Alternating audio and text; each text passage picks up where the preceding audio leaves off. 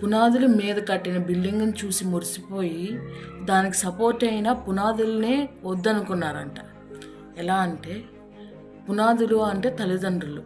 వాళ్ళు 25-28 సంవత్సరాల వరకు వాళ్ళు పెంచి పోషించి అన్నీ చేసిన 28 సంవత్సరాల తర్వాత బిల్డింగ్ లాంటి ఒక మగవాడిని చూసి లేకపోతే ఆడదాన్ని చూసి ఇష్టపడి ఎప్పుడైతే ఈ పేరెంట్స్ వద్దు అన్నారో, మీరు వద్దన్నా సరే నాకు వాడే కావాలి, అదే కావాలి, నేను వాళ్ళనే పెళ్లి చేసుకుంటాను, వాళ్ళతోనే జీవితం బాగుంటుంది, మీరు కాదంటారా సరే అనేసి ఆ పునాదులు లాంటి తల్లిదండ్రులను కూడా పక్కకు తోసేసి ఈ చక్కని నిగనిగలాడే బిల్డింగ్ కాస్కి పరిగెడుతున్నారు.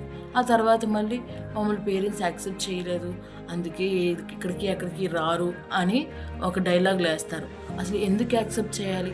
యాక్సెప్ట్ చేయకపోవడమే కాదు, ఇన్నాళ్ళు పెంచి పోషించినందుకు మాకు నష్టపరిహారం ఇవ్వాలని పేరెంట్స్ అడగాలి. అప్పుడు ఏంటనేది తెలుస్తుంది.